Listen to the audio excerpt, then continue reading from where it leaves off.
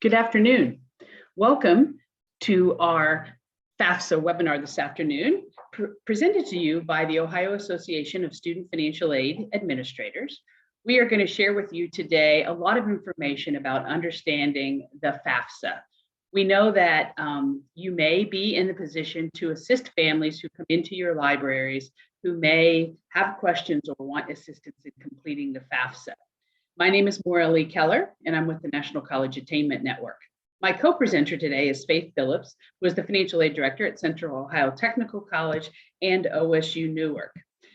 If you have questions after today's webinar, you can see our email address there, outreach@oaspa.org. Please never hesitate to send us an email if you have questions about the FAFSA or the financial aid process in general.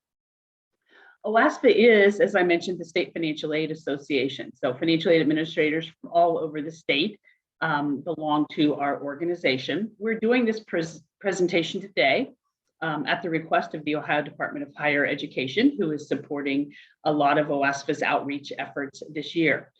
In terms of this presentation, if you download a copy of the PowerPoint off the website where it will be housed or share the recording link, just a reminder that this is copywritten and you have the right to share this information anywhere. Please just leave the credit to OASPA if you are sharing the materials. Today in the webinar, these are the topics that we're going to attempt to cover. We're going to talk about what is the FAFSA, that free application for federal student aid. We're going to bust some financial aid myths. We're going to do some busting of FAFSA myths. We're going to talk a little bit about why college, because a lot of times that question comes up when it comes time to fill out the financial aid form. We're going to talk about the Federal Student Aid ID or FSA ID. We're going to talk about FAFSA completion details, sharing some screens and seeing how you actually complete the FAFSA. And we're going to share resources that would be available to you and to parents and students. So let's talk first about what is the FAFSA. What is this form? The FAFSA is the free application for federal student aid. This is the standard form that students from around the country need to complete to apply for federal. And in the state of Ohio, our state grant called the Ohio College Opportunity Grant uses the FAFSA as the application. So what we want to emphasize, though, is that the first word of the title, that it's a free application that collects the financial information about the parents and student. If it's a dependent student, it may only be the student or the student's spouse if they are independent. So we really want to emphasize to our families, this is an online form. It is available in paper, but very small percentage of the country ever use that. It's free to complete. There's a lot of assistance out there. We never want to see families pay to submit a FAFSA. There are companies and organizations that will charge fees to do this. There's so much help out there online and through school counselors, college access programs, financial aid administrators. Families should never have to pay to complete the form. Once the family has completed it, the colleges will use the information that was submitted on the form to help determine a student's eligibility for financial aid. So they will take a look at that. They will see the results of the FAFSA to determine what federal aid the student may be eligible for, to determine if they're eligible for any state aid, and then decide what institutional aid that the student may also be eligible for. When looking for the website, FAFSA.gov is the fastest website that folks can type in that will take them directly to the form. So we hope that that web address is shared widely. For students attending college next year, they will complete the FAFSA for the 2022-2023 academic year. So typically a high school senior this year graduating in the class of 2022 would complete the form, that form for starting in college next year. In a sense, completing the form is the method in which there's a formula applied to the numbers that are submitted, and it determines the expected family contribution, or EFC. You may hear a lot of jargon when it comes to the FAFSA and a lot of abbreviations. And so getting that expected family contribution determined is really critical for colleges to understand if this family has very limited resources or may have a lot of their own resources that they can contribute towards the cost of college. The EFC is a measure of the 2020 taxable and untaxable income and current assets of the student and parent that are submitting the form. The FAFSA always uses the prior calendar year when collecting information. So families that have completed, and they all should have, it should have been done by last spring or maybe by last October. If they used an extension, they should have had their 2020 tax income filed in 2021. So if they have not started the FAFSA yet, they should be in great shape and have all their tax information available. One thing that is important that students and parents need to do is pay attention to priority deadline dates. Many colleges may have a deadline date where they prefer incoming students in particular to have the form filed by a priority date so that they can put their financial aid package together and send it out to the student, because those high school seniors are maybe selecting between a variety of colleges. So it's important to get the FAFSA filed by the deadline date and then receive their financial aid award offers so that they can make the final decision about where they would like to attend. So there is a lot of good results from filing a FAFSA. I mean, you have to do it to apply for the federal aid, but it can certainly bring you institution dollars. And also in scholarship searches and things like that, there may be scholarships that need to know if a family demonstrates any financial needs. So certainly by filing the FAFSA, they can do that. As you have questions today during the webinar, you are welcome to type those into the chat, and we will try to address those and get those answered, or you can ask your questions at the end of the webinar. So we encourage you to do that as we go throughout the webinar. Let's talk a little bit about financial aid myths, because these are things that we always hear families say that we oftentimes have to have conversations with them in order to let them know about the financial aid process. So one of the first ones is the family makes too much money to be eligible for financial aid. There's certainly truth to the fact that the more financial resources a family have, the less financial aid they may qualify for. But the student loan program, the federal student loan program, is available to any student regardless of the size of their family income or expected family contribution. So, but in order to access, for example, that federal loan fund, you absolutely have to file the FAFSA. So, there is no such thing as too much money. So even though if you don't qualify for some of the need-based, aid, like grants, like the federal Pell Grant, or in Ohio, the Ohio College Opportunity Grant, there may be a lot of other aid that a student could qualify for. The FAFSA is only for federal financial aid. As you've just heard me say, the real truth is that states and universities and outside scholarship programs also use the FAFSA to determine aid. So it is a multi-purpose form, and so why we so widely encourage our high school seniors to complete the form if they're thinking about going on to post-secondary. Another myth: you won't qualify for federal aid because you don't have good grades. Most federal aid is based on the family's financial need, and so they are going to take a look at the FAFSA information. They are not collecting the high school transcript along with the FAFSA or anything like that. So if a student demonstrates need and is eligible for the federal Pell Grant, that is going to be regardless of their grades that they had in high school. So need-based aid is not necessarily based on grades. When students receive scholarships or certain other institutional programs, they may have some requirements that you have to maintain certain GPAs. Federal aid will have something called standards of academic progress, which means you'll have to continue progressing, completing courses and getting fairly minimal grade point average to maintain your eligibility for federal aid.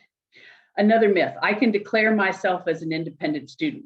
A lot of students want to or think that they're going to, in a sense, pay for college on their own, or they don't have much relationship with their parents or things, so they'll simply just file the form and really put their own information on it. Or they may be in a situation where a parent indicates that they don't want to help pay for school, so the student thinks, well, I'll just complete the form as an independent student. The truth about that is the federal government has very specific criteria for who may be considered independent for federal aid. So there are 13 questions. We are going to cover them a little bit later in the presentation, but please know that there are very specific criteria, and an individual can't just decide on their own that they're independent and file the FAFSA in that manner. Let's talk about that FAFSA and myths associated with that. You know, the FAFSA is too hard to fill out. We hear that a lot. It is a financial form that gathers a lot of financial information about parents and students. And so some may deem that difficult, particularly families who may have tax preparers do their tax form, and they may not be used to working with these kind of forms. But please know that the online FAFSA is filled with help options on each screen, having people assist you with the form. You know, it may be more difficult than something you've done before, but there's so much assistance in person, online, actually in the form, that this can get filled out fairly simply. My ethnicity or aid makes me ineligible for aid. Absolutely not true. Literally anyone at any age can complete the FAFSA if they are planning on taking courses at the post-secondary level. Another myth, I only have to fill out the FAFSA once. The FAFSA is an annual event. So each year it collects the new year's financial information, updates the information, and produces eligibility for example, the second or the third or the fourth academic year. So it is something that has to be completed on an annual basis.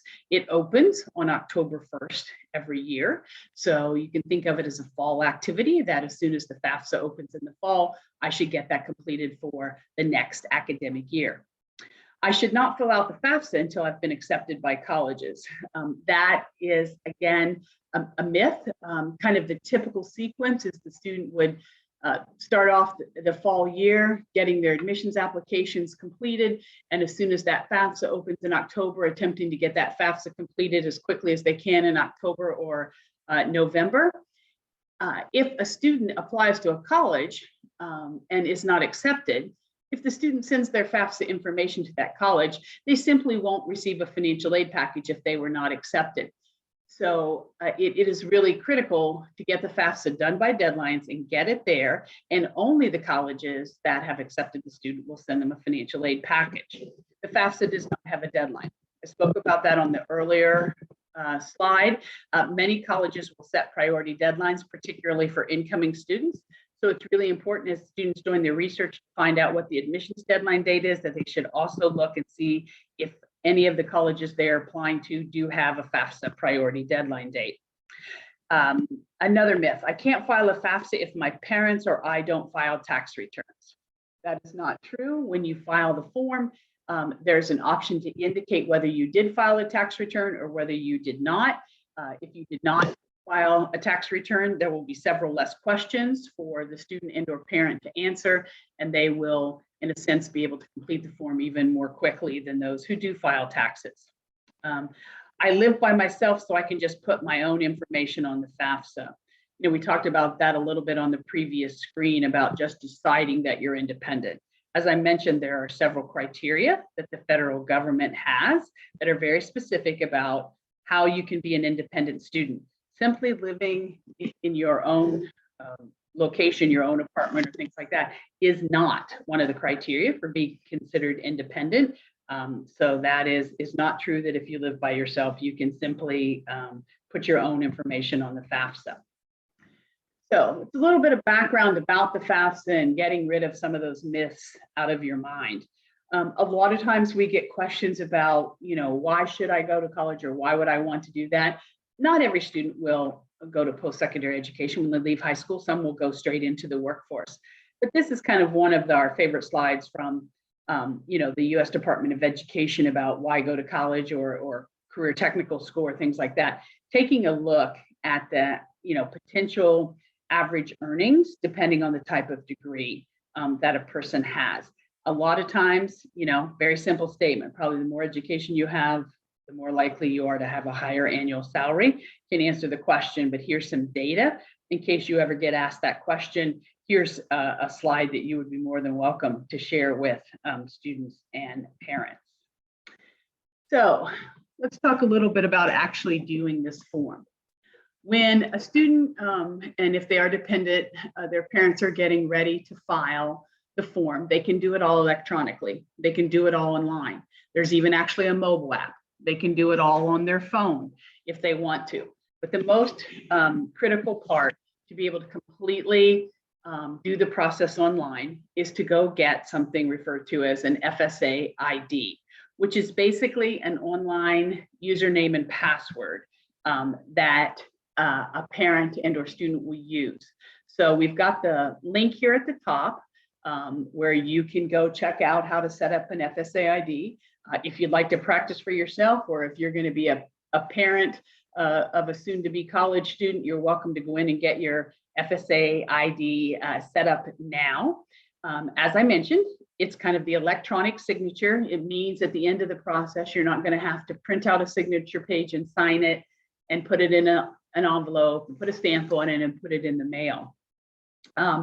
You get to, once you establish your FSA ID, as long as you don't forget it or there's no fraud involved or anything like that, you will use the FSA ID over the multiple years that the student is filing the FAFSA, because as I mentioned, it is an annual process. The student may use theirs long after they graduate. If they are a student loan borrower and logging into other federal systems, they may continue to use their FSA ID for several years. Ideally, only the owner would create the FSA ID. The student has to have their own. It can't be the same FSA ID for the student and the parent. If the student is dependent, at least one of the parents has to have an FSA ID. If there are married parents involved, it does only require one parent signature on the form, so only one parent has to have an FSA ID, but if both would like to have them, that's great. We strongly recommend that you get your FSA ID set up, if not several months and weeks, several days before you're going to start the FAFSA. The FSA ID, once you set it up with your username and your password, they do things to verify its use. So for example, they're going to match it because you will be putting your social security number in with when you set up your FSA ID, they'll match it to the Social Security Administration and sort of make sure you are you. So think about that. We strongly recommend as you set up your FSA ID that you write down the username, that you write down the password and any other critical information. You will need an email address or a mobile phone number, because they will want to verify that you are in the process of setting it up. So you're going to get your name, your social security number, your date of birth in there. And then they are going to want the email. Let me just remind you that the email and the phone numbers must be separate for the student and the parent. So when we talk about each person having their own FSA ID, it must be completely unique. Username, password, either the email used to verify or the phone number used, mobile phone number used to verify, have to be unique and separate for the student and the parent. So once you establish it, we certainly want you to write it down, keep it wherever you keep important documents. Ideally, not sharing this information with other folks, because you don't want anyone logging into the system, pretending in a sense that they are you. So get your FSA ID set up prior to starting the FAFSA, and that will make the system much, much easier as you attempt to go through. So encourage your parents and students that you'll be working with. Is there an opportunity to set it up as you start the FAFSA or while you are literally in the FAFSA? The answer to that question is yes. In that situation, it can be done. The verification with the Social Security Administration will take place after the FAFSA is submitted. So literally, if you establish it while you're doing the form, the only thing that it can be used for is one time for signatures, and then you'll have to wait the 3 to 5 days for the verification before you can do things like log back in or maneuver around any of the other federal websites that need an FSA ID. So let's take a look at this FAFSA form and talk a little bit about what that entails. We're going to cover a lot of details about the FAFSA. So this may be an area that generates questions. So please feel free again to type them in the chat or ask them if you want to save them to the end and ask us. That's fine, but we are happy to answer anything that you want to know about the FAFSA. So this is the homepage, studentaid.gov. That is where, sort of all things related to financial aid are located for the student. So this is what the homepage of studentaid.gov looks like. And here, if you have your FSA ID, you can do things like log in to the website. If you are interested in doing the FAFSA and you don't use the FAFSA.gov website, you can go to the studentaid.gov. You would want to click on apply for the form, as you can see where the red arrow is, and then you want to click on complete the FAFSA form. That's going to take you directly to the form that is going to need to be completed. So this is what the homepage of the FAFSA looks like. If you are assisting someone who's brand new to the FAFSA process, you're going to want to select the start here. And this is where the student will sort of establish their record and where you would log in each time. Once you have submitted the FAFSA, if you need to come back in and either correct information or perhaps the student identifies a new school they would like to get the information, you may need to add a school. Once the FAFSA is processed, the output document is referred to as the student aid report. You'll get a notification that the FAFSA has been processed, and so you can come back here to view your student aid report and print it. Please notice at the bottom of the screen it says FSA announcements. If there is anything special that federal student aid needs you to know at that point in time that you're going to attempt to complete the FAFSA, always quickly glance at those announcements and just make sure. The one here, for example, is a planned outage. So if you were going to attempt to do the FAFSA at a certain time, planned outages will be there and let you know if there are not good times to complete the FAFSA. Okay, when completing the FAFSA, they really have set this up to be done within what role does the person have who is getting ready to complete this form. So if it is the student logging in, they're going to click on I am the student. If it is a parent or perhaps a preparer or a student from a freely associated state with the United States, they would click here under I am a parent. And depending on which role you select here at the very beginning, does sort of dictate the screens and things that you will see as you move throughout the form. So the great thing is, for example, a FAFSA can be saved. So if a student starts in and goes in and finishes a lot of their sections, they can save it, give the save key to the parent, they can log in later and go through and complete their section. And then perhaps the parent is the student or the person who hits the submit button at the end of the process. We do want to caution that for the majority of the year, 2 FAFSAs for 2 different academic years will always be available. So if, for example, there's a student who wanted to have started spring semester, so let's say they wanted to start last month in January, they would be enrolling during the 21-22 academic year. So that's the FAFSA they would need to complete. For all students, high school seniors or current college students who plan to be enrolled next year, they want to make sure they click on the 2022-2023 FAFSA to make sure they're filling out the right form.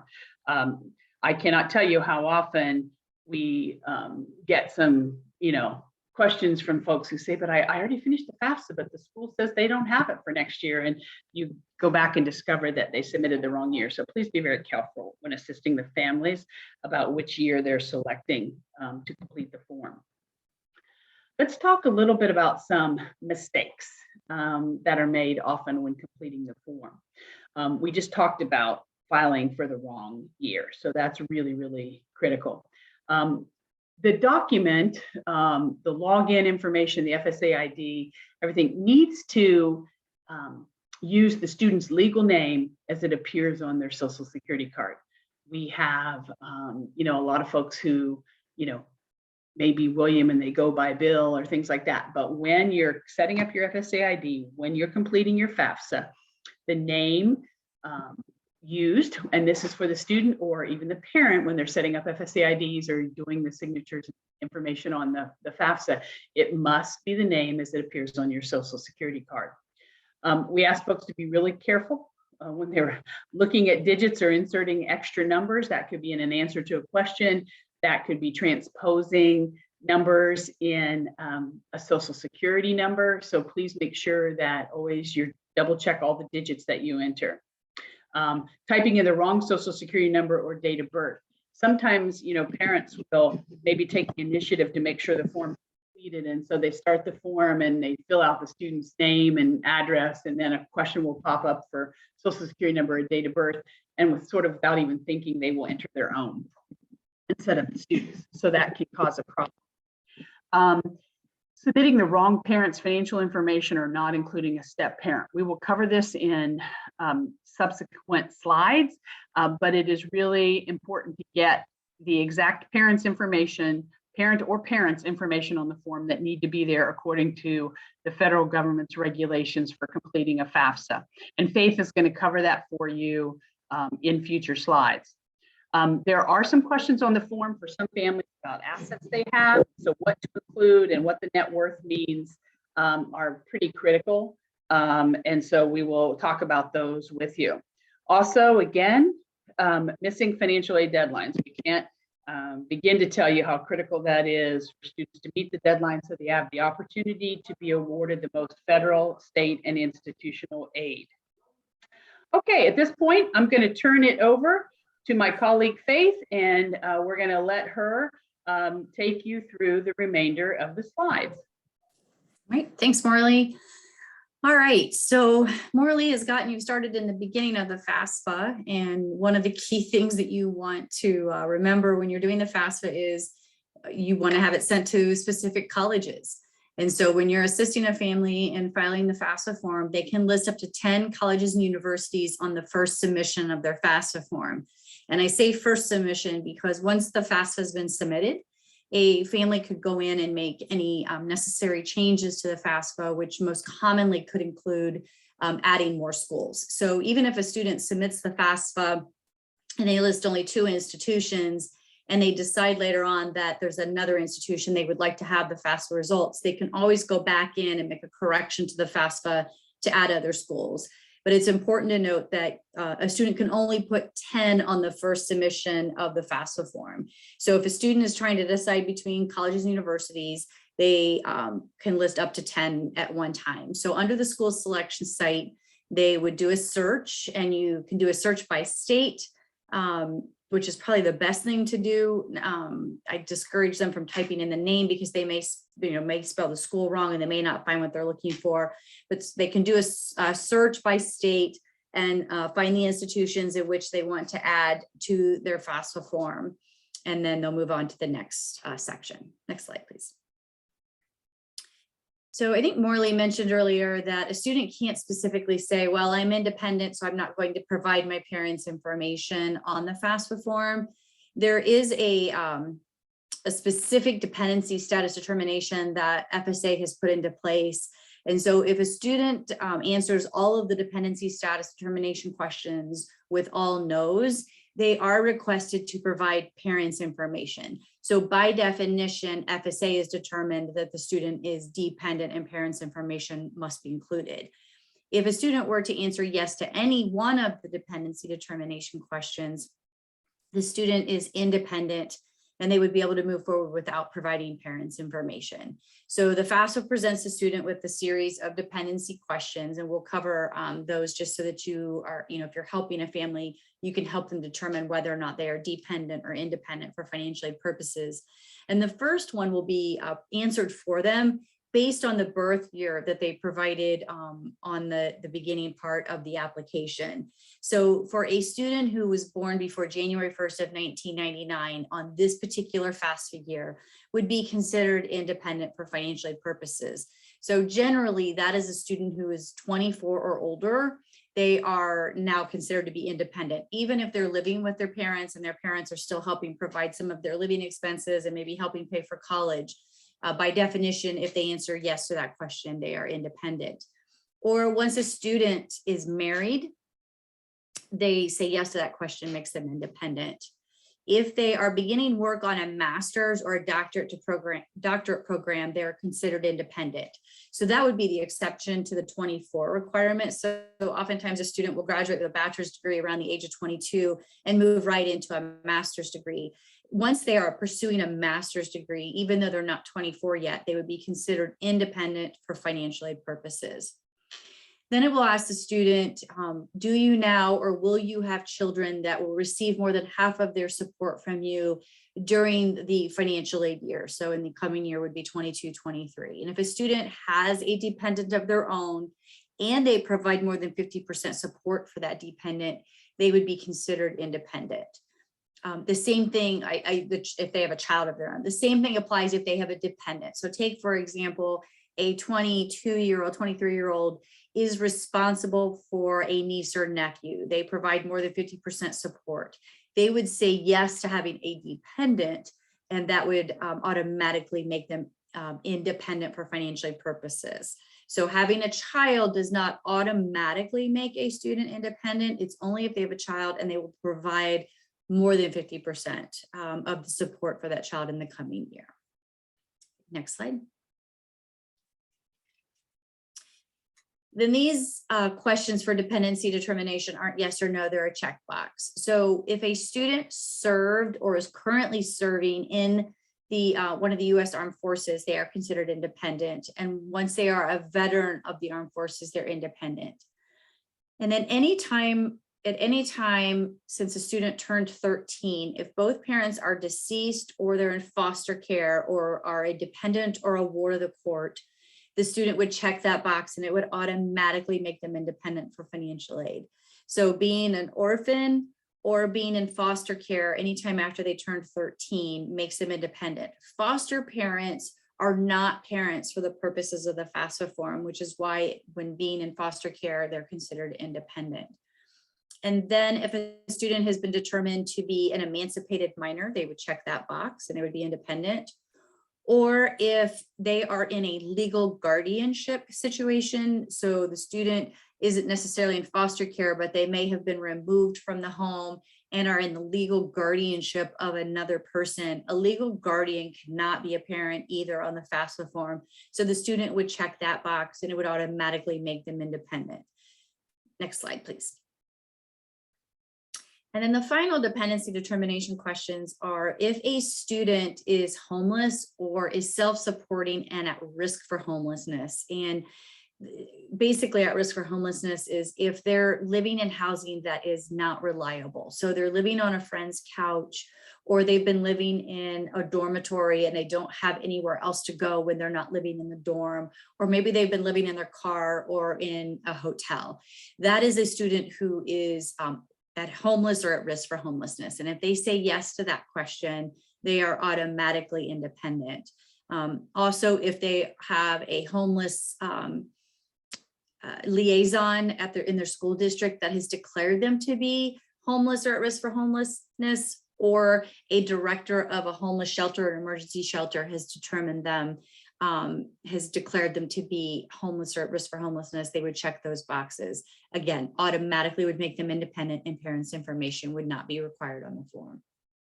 Next slide. So if the student says no to all of those questions, it will come up and say the student has been determined to be dependent, and it will ask them to move forward with parents' information. Students who are in high school right now, getting ready to enroll in college next fall, are typically considered dependent simply by age, and very few are married, and a handful have children. So the student would then say, yes, I'm going to provide my parents' information and be permitted to move on in the FAFSA form. Next slide. The student does have an option though, if they cannot provide parents information, but they have been determined to be dependent, can check the box that says I'm unable to provide parents information, and it will allow them to move forward and submit the FAFSA form. It will be released to all of the schools that they listed in the school selection section. However, it will not be considered a fully processed FAFSA until the student's special circumstances have been reviewed by the college. So the student would have to communicate with the college what their special circumstances are. And if appropriate, the school then could make the determination that yes, the student is independent and move forward. But for the purposes of the rest of this presentation, we are going to move forward as if the student did say that they are dependent and they will provide parents information. Next slide. I think it's important to pause here for a second and just stress that we are doing this presentation to give you just the basics about the FAFSA process. We are not expecting you to be experts in the financial aid process. So we are just wanting to arm you with some of the questions that students and parents may ask while they are submitting the FAFSA form, but do not feel that you are being asked to, be the expert in this process. So if a student gets to a point in the FAFSA form where you simply cannot help them and they're not quite sure how to answer questions, you can refer them to the outreach email that was provided in the beginning of this session, or have them reach out to a college financial aid officer and have them help them through their FAFSA questions. So we are going to now turn to who is considered the parent for the purposes of the FAFSA form. So only a biological or an adoptive parent's information can be provided on the FAFSA form. So if a student's biological or adoptive parents are not married, but they are living together, they would report the information for both of their parents, because we're looking at the strength, the financial strength and the financial picture of the household. So even if not married, but parents are living together, they would provide information for both of their parents. If the student's biological or adoptive parents are divorced, the student would provide the information for the parent who they lived with most in the last 12 months.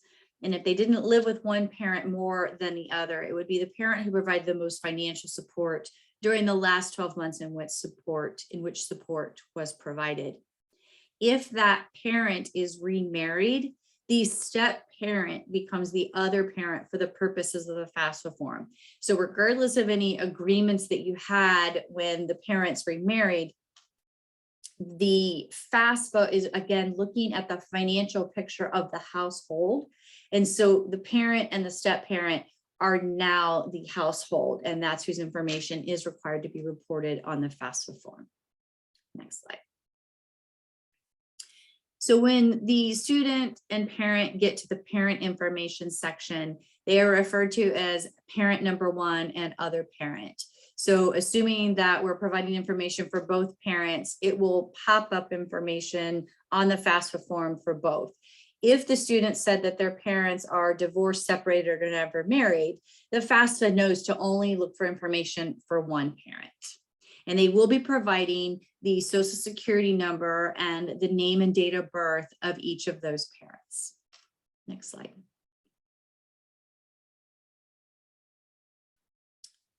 So the household is, or excuse me, the FAFSA is looking at household information. So it already knows, based on how the student has answered questions, how many parents it is expecting. And of course, it includes one for the student. So it knows the number of parents and the number and the one student. But then it is asking the student, other than yourself and your parents, who of your parents' other children are living in the household, or who do they provide more than 50% support for? And they would now add in that number in household the other children. And then if there are other people living in the household that are not children of the parent, so say for example, you have mom, dad, and a grandparent living in the household, if the parents are providing more than 50% support for that grandparent, then they would include them in the household. If they are not providing the support for the grandparent, but they are simply living in the household with the family, they would not include the grandparent in the numbered household. And then the FAFSA totals the household size for the student. Then the next section asks, of the people that are in the household, how many of them are in the number in college. And the exception here is you cannot include parents in the number in college. So in this household example here, there are 3 in the household, and we know that 2 of them are parents. So the maximum number in college would be 1, which is the student that we're submitting the FAFSA for. Next slide. Excuse me.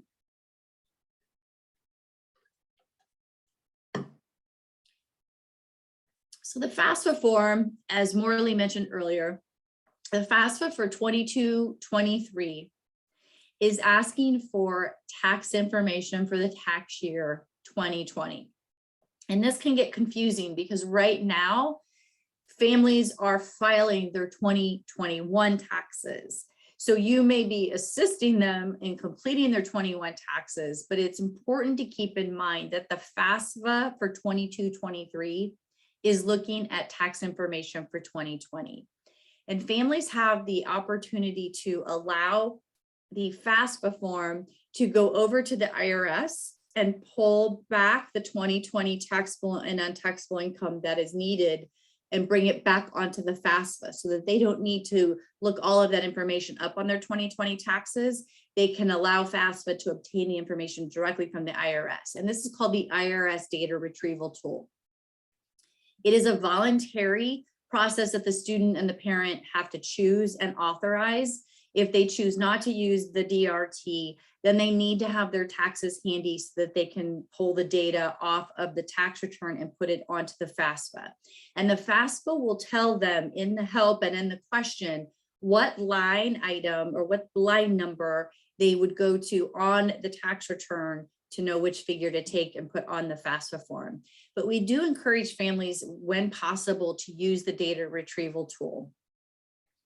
It reduces the data entry time, the ability to make mistakes, and it reduces potentially the documents that could be requested by the financial aid office should the student be selected for this process called verification, where they would have to provide a copy of their 2020 taxes to the financial aid office to verify that they filed the FAFSA properly.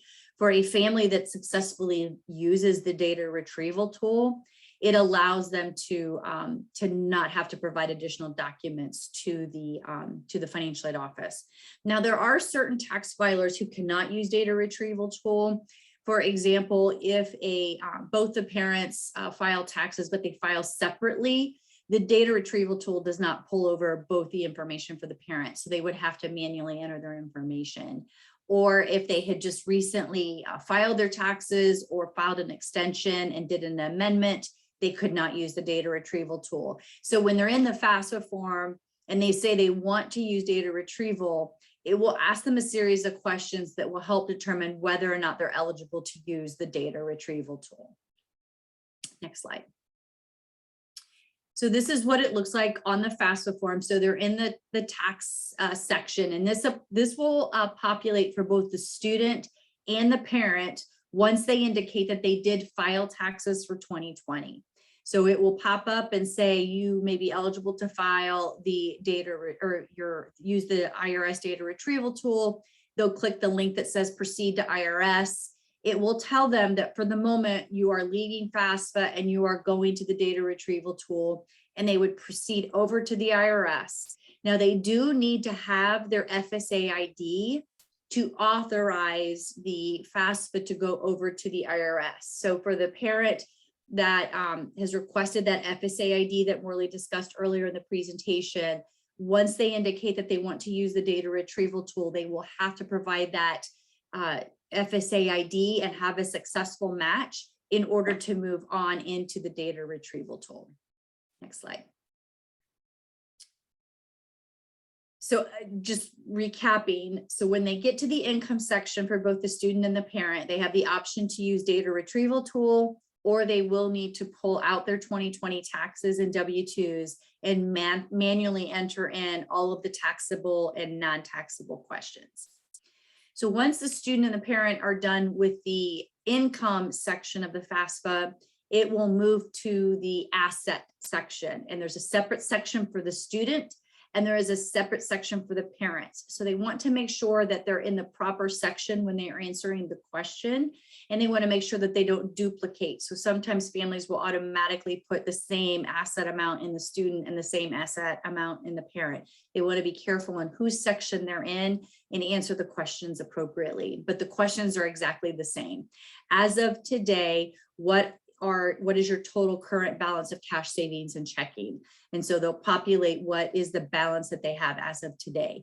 So unlike the income section, where it is very specifically tied to 2020, the assets section is captured at the point in time in which they are submitting the FAFSA form. And these are not updatable or correctable fields if the family is capturing it at that point in time. So for example, I'm filing the FAFSA and I have $5,000 in my checking and savings account. So I put $5,000 in here, but a few weeks later, I have to use that $5,000 for bills. The family cannot come back in and correct it or update it at the current time of the amount that they have. It is based on this point in time. So it's very important that families know that when they're submitting the FAFSA, it's captured at the time they're submitting the FAFSA. The same thing for investments. And we'll just discuss here in just a second what's included as an investment, but it's the net worth. So it is the value of whatever their asset is minus the debt that they owe is the net worth. And then it asks them if they have a business or an investment farm to include the value of that, but they only include it if it's a family farm or a business, or excuse me, if it's a farm or business that has 100 or more employees. Otherwise, they do not put the value of a farm or a business here. Next slide. So what is considered an asset? So keep in mind that that's two separate questions, one for cash, savings, and checking. So they don't want to duplicate and re-report that in the investment section. And then investments include real estate, except for the home that the student and parent live in, any trust funds, money market, mutual funds, CDs, stocks, bonds, commodities, basically anything that they could liquidate, even if they didn't want to use to help pay for a student's education. And we'll talk here in a second about what's not included. But education savings plans are considered assets on the FAFSA form. And it is the asset of a parent, not the student, because the parent is typically the owner and the student is the beneficiary. And if the FAFSA filer, the parent, has an education savings plan for, say, multiple children, they have to report the value of all accounts that they own, not just the one that they own for the student that they are filing the FAFSA form for. Next slide. What is not included in assets on the FAFSA would be the value of the primary residence. So real estate would include any rental properties or a beach house that they might have, but not the home that they currently live in. You do not include the value of life insurance plans, traditional retirement plans. So do not report the family's 401ks, STIRs, PERS, any of their traditional retirement accounts. And again, you don't report the value of a business or farm that has 100 or fewer full-time or full-time equivalent employees. And if the family has a family farm that they live on and operate, they do not report the value of that. Next slide. So it is very important that once the family gets to the end of the FAFSA form, there's an option to view the FAFSA, and I would encourage them to do that. So it will present them with the questions, and then it will show them how they answered it. Take the opportunity to go through each of those lines and make sure that they've answered it properly, that they have not added extra zeros to their figures, making sure that they have put parents' information in the proper section, and the same thing with the student section. And once they feel that everything looks the way that they wanted it to look, they're now ready to provide their signatures. So if the student had their FSA ID and they logged in at the very beginning with the FSA ID, they do not need to enter the FSA ID again, but they do need to click the section that says sign with FSA ID. And it would validate them and it would pop them up as having signed it. Then the parent would need to provide their signature, and they would click provide electronic signature with the FSA ID. And if they've provided information for two parents, it will ask them to verify which parent has the FSA ID they select that parent, click provide parent signature, and type in this parent's username and password for their FSA ID and apply the signature. And then it would change them both to say student signed with FSA ID and parent signed with FSA ID. If something happens and they're not able to provide their FSA ID, and there are times where it just bogs down and doesn't work, they do have the option to print a signature page. They would print it out, physically sign the signature page, and it provides them with the mailing address for FSA. They can still move forward with the submission of the FAFSA form, but it will not be completely processed until it has the signature page matched up with it. So this is why we highly encourage families to get the FSA ID for the student and the FSA ID for the parent, so that they can electronically sign it and they don't have to have that wait time waiting for the signature page to catch up with the submitted FAFSA form. Next slide. So now that they have entered everything in, they've checked their figures, they've made sure everything looks the way that they want it, they've provided the student signature, they've provided the parent signature, they're now ready to actually submit the FAFSA form. So please make sure that they complete this step. The FAFSA, when they're going through and they're keying in all of their information, will save it, and it saves it on a protected website that FSA owns, but it doesn't go anywhere. It does not go to all of the schools that they've listed in the school section until they actually click the Submit My FAFSA Now button. So when they click that, then a confirmation page will pop up. Next slide.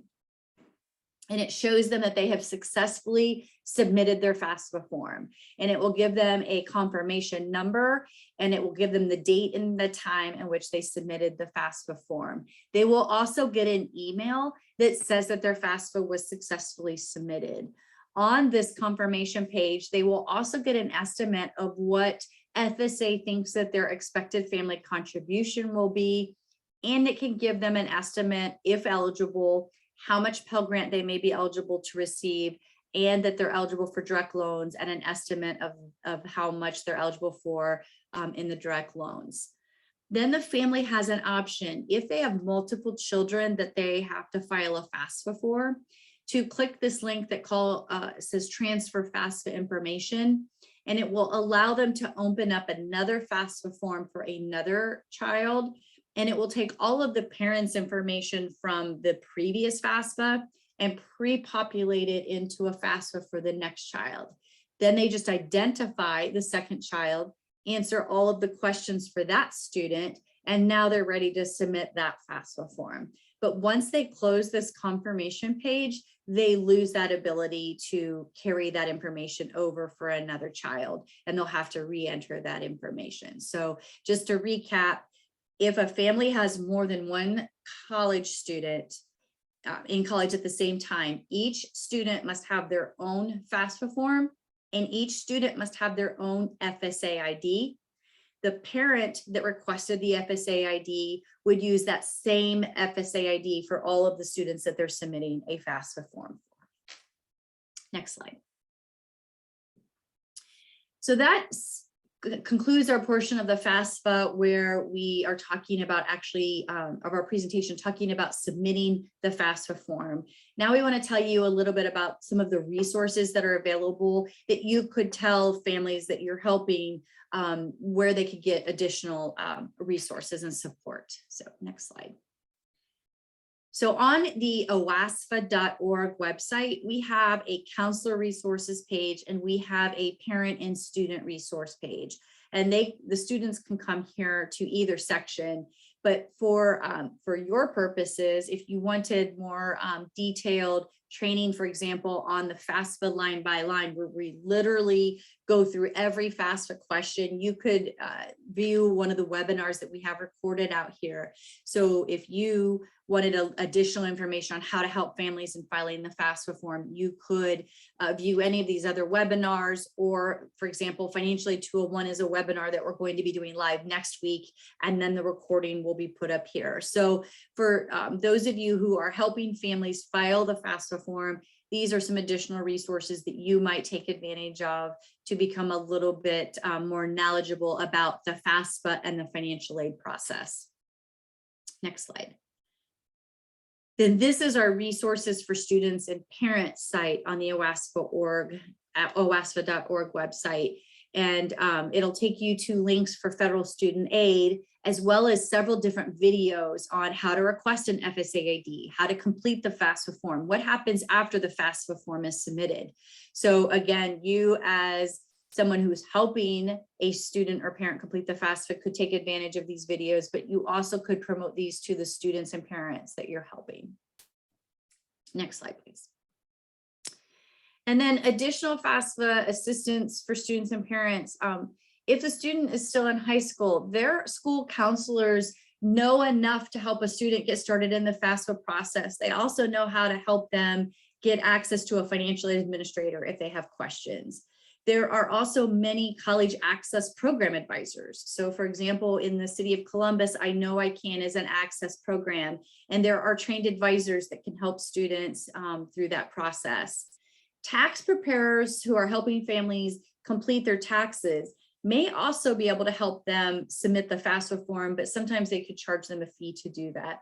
There are community volunteers, just like yourself now. If you have viewed this, you are now a community volunteer who is trained enough to help a student get through most, if not all, of the FAFSA questions.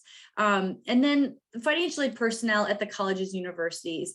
Even if a student, for example, is not looking at attending OSU, Newark, or COTC, they certainly could call our student financial services office, and a financial services representative would gladly help a family answer their FAFSA questions, again, regardless of what college they're going to, because the FAFSA is universal throughout all of the colleges. The questions are the same no matter what.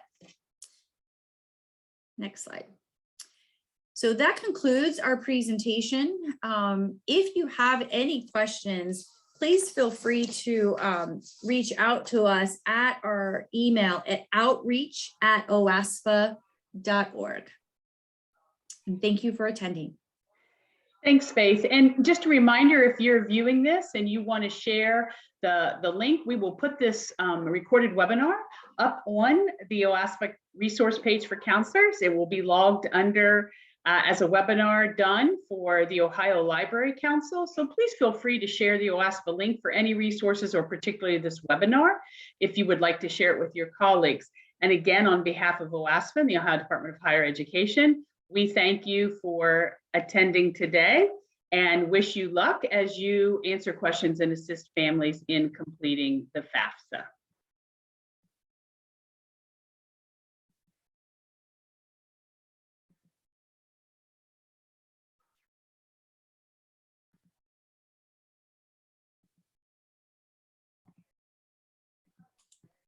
Candy, do you